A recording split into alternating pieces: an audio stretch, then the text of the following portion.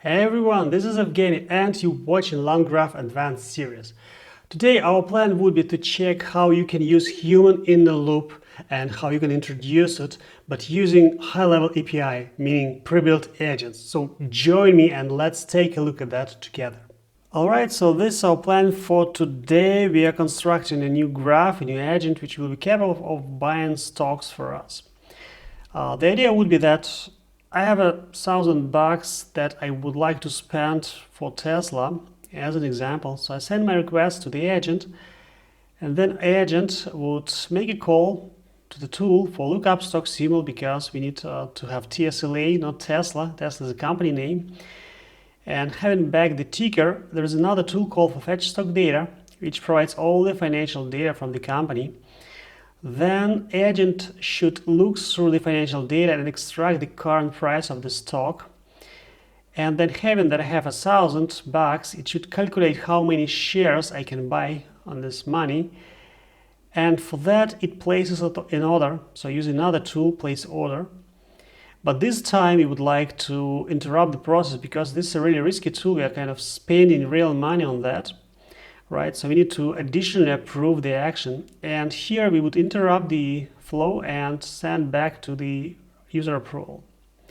Then user would approve the spending, and then the agent would proceed with the call, with the tool call here, and place the real order. And then the tool returns back order details, and then agent would be capable of grabbing these order details and generate from me order confirmation. So this is the plan what we are going to do.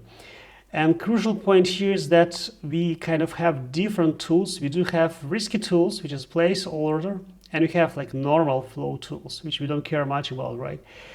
And we want the whole process to be interrupted only on risky tools, and this should be in a very generic way. So it's not that we want to interrupt on place order tool. No, we want to interrupt on risky tools, and then we can define, okay, place order is one, which is a risky one. So that's the idea, and let's take a look together how we can implement it using high-level API with prebuilt agents. All right. And here I'm starting with the previous setup we had already, so I have two tools already. We know that this lookup stock symbol, and it makes a real call, and fetch stock data as well. And then we have a system message that this agent is a financial advisor with some rules and details. And at the end, we are constructing pre-built agent using our high-level API. So at this moment, there is nothing really special here. And if I compile it, you will see the same diagram we saw for at least a couple of last lessons in this series, right? We have an agent, we have tool, and agent's capable of calling tool and going back for reasoning. And when agent thinks everything is fine, it goes to the end, providing the final response. So how could we proceed here? I think first of all, we need to create another tool, right? Let's do it here, and it's pretty simple. For this case, I'm not going to introduce any real networking, just a stop. So place order, we do have some parameters like symbol, action, buy or sell, how many shares, limit price, and order type, which is limit by default. And the crucial part, we are providing Docker string here to let the LLM better understanding how to use this tool with parameters and returning results. And then we are returning back the kind of report predicting that the order was filled. So what we can do or should do, we need to include this function into the list of available functions here, right? And if I compile it, we do have the same graph, but nowadays the toolbox contains 3 tools. And theoretically, if everything is fine, if I trigger this request, it will go to the agent, to the tools, and 3 loops back and forth from agent to tools, and the order will be here. Well, the problem is that there is no interruption at all, right? And we even executing this risky tool as well. And so we need to interrupt it somehow, and basically, let me copy paste the example, just to easy modify it here. Basically, you know the answer, right? We do have this interrupt before technique we used in the previous introduction section. And it's pretty easy, you just define, let's do it.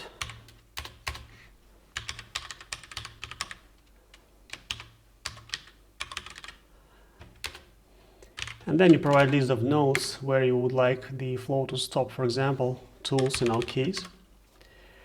Right, and if I compile the graph, Look at that, we do have interruption before the tools.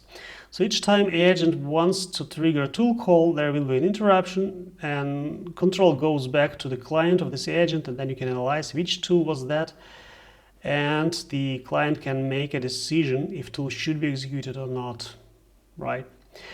The drawback of this solution that we have this interruption before each tool, and this is not what we wanted to have, because we wanted to guard only risky tools, and the rest should happen automatically in the scope of the flow. And for doing this, we can use the dynamic interruption, and the general idea is that you have specific conditions in your node, and when the condition met, you raise a node interruption. So which way it would work? Let me copy paste again the same graph here. So we have something to edit. We don't have interrupt before at all, but instead we have a new parameter, post model hook. I think also we had it in the previous lesson. And here we're providing the name of the node which we have to create. So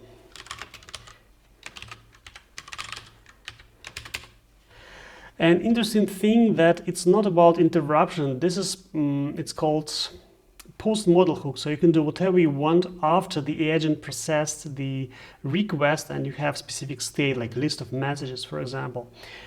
And basically the expectation is that this function, it can analyze the current state and if needed, make some changes, returning back the updated state. So for us, we don't have anything to update, so we're just returning an empty update object. And practically that's it. If I compile a graph, let's take a look.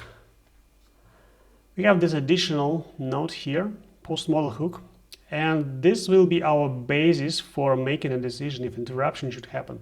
And which way we can do this? We need to modify the body of this post model hook. And as I mentioned already, we do have the state of the graph, and what we need to do, we have a list of all the messages. So practically, okay, it suggests something already, but this is more or less correct, because what we need to do, we need to grab the latest message and check if it's a tool message and if this tool belongs to the risky ones, then we just raise an exception. So what happens here, we take the latest one, we check the AI message, and this is a tool calls, and then we look through the function names, the tool names, and in the risky tools. And if it's there, then we do the interruption, right? And we need to define this one as well. So let's do it here. And for us, I think it was place order. We told this one is risky one. So what happens next, then we interrupt the execution, and this is from LangGraph. And here we're providing the tool name and arguments as well, because we would need them in the future. So let me compile it, and then we can give it a try. We still have the same graph, and here's my request. So I'm defining a new thread. I would like to buy 1000 of Tesla stock at current price level, and I'm providing the config which contains this thread ID. And let me run it. And look at that, what do we have? We have a user request, we have a tool call, it happened automatically, nothing was interrupted for Tesla, and TSLA back. Then we have another tool call for fetching stock data for TSLA, and we do have a lot of data, financial data from the real network service, remote service. And again, no interruption happened this time again. And after that, look at that, we have another tool call for place order, and we have a single TSLA. We have action to buy 2 shares for the limit price, so the price was extracted from the financial data. And also agent was capable or clever enough to calculate that having 1000, it's you can buy only 2 stocks. But since it was in a list of risky tools, here we stopped the execution. And we can see that next node is post model hook, so it stopped before it. But better way would be to, we do have a response already from the execution, like from here. This is our response, and this response, when you interrupt it, your graph contains already specific area where you can grab all the details of interruption. So you can check the underscore interrupt is in the response, and basically if I try to show all the interrupted objects, we can see the one was created. So we have a waiting for place order for the tool, And we do have a list of all arguments for this tool call. So symbol, action, shares, and limit price. And if you want, we can create a very small function that would beautifully print the same data that you can show it to the user. So for example, approval needed, and the tool is place order with these parameters. And then you can show this to the user and ask for approval. And if you want to resume your graph, I mentioned that already, that you make another invocation and you provide not none as we did previously, but you provide a command from LangGraph as well. And this is the new way how to resume a graph. And since you are providing back the config as well, so it knows this thread ID, it can get the current state of the graph and all this kind of stuff and continue the execution. So if I resume it, and here we are, we have a tool call for bind TSLA, and we have back the response from tool itself. So it was status field and symbol TSLA, like the object we are providing from our tool, and then the agent generated back the message: I have successfully purchased 2 shares of Tesla stock at limit price of this one for a total of 683.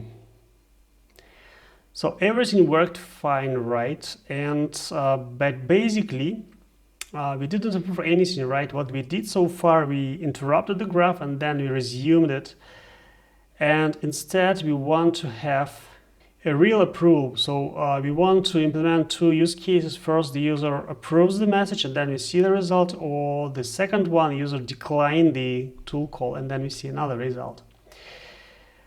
And we are back to our graph again, and practically what we need to do, we need to change it here, because what happens when you call interrupt, your graph was interrupted and it stops here at this, exactly at this point.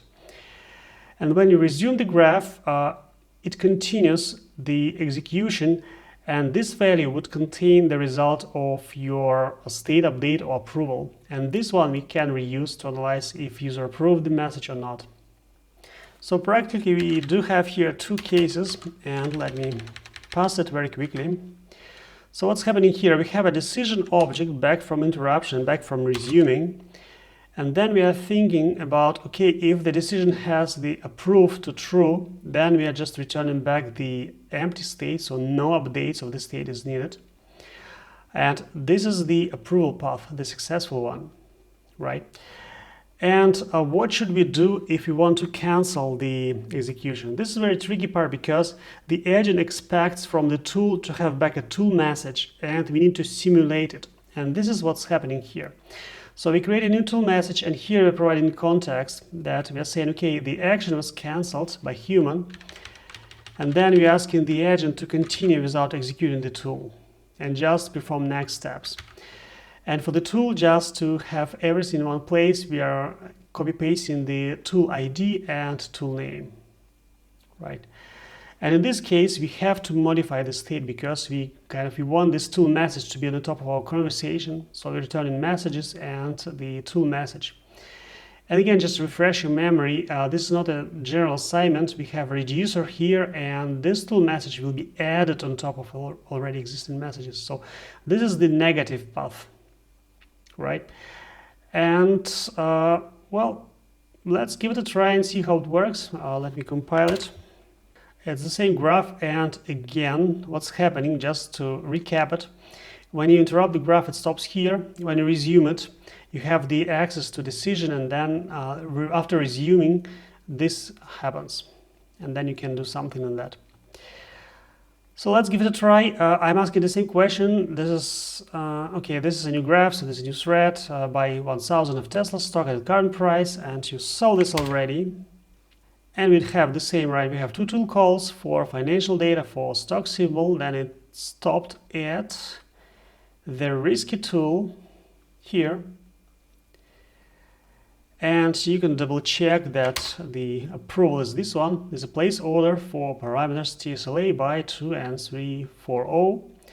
And then you would resume it. So you resume it with providing a command, and here you're providing the object that you would analyze in your node for a post-model processing. And I'm saying, okay, approve to true. And when I'm doing this, the graph resumed in a successful path. And what happens next here, We have the real place order called, and back I have successfully purchased 2 shares, like response back to the user. And everything is fine. If I check the interruption in the response, it's not there because the graph finished till the end. And the more interesting example would be canceling this tool. So let's give it a try again. We have another thread. This time I'm asking to buy NVIDIA stocks at current price again. So I run it. And we have NVIDIA, we have the company symbol, we have some financial data again, and we have the tool call. And this is really interesting because look at that, this time the agent behaved a bit differently, and this is the nature of working with AI, like you are not sure which way agent would behave, but anyway, it seems like the result is okay. We have a tool call back, like, but we do have a message from the agent. Well, maybe I don't know how this happens. Like, agent decided to add some information on top, but we do have a tool call anyway. Like, if I run it here, I have still that it was interrupted. The approval needed. NVIDIA buy five stocks. It's more because they are cheaper. And this time I'm not approving it. I'm saying, okay, resume the graph, but approval is false. And let's take a look what's happening then. And we're scrolling down because this is a recap of what happened already. And look at that. I'm placing the new order now. We have a tool call, and then we generated the tool message that said it was cancelled by human, continue without executing, and then AI message responded back to the user. It seems the buying order was cancelled. If you wish to proceed, well, please confirm that you would like to do this. Anyway, it went back to agent, and agent was clever enough to announce, okay, the tool was cancelled, so I cannot proceed here. And again, if you check, the interruption object is not here, the graph finished till the end. And this is practically, this is how, for example, tools work in Cascade, where you can improve it, or if you cancel, then the agent would report to you that, okay, tool was cancelled, I cannot proceed. All right, that was it for today. I hope you found this video interesting and you have learned something really useful for you. And it was me, Evgeny. Thanks a lot for watching the video till the end. I really appreciate it. And I will see you in the next time in the next video. See you, take care, and bye-bye.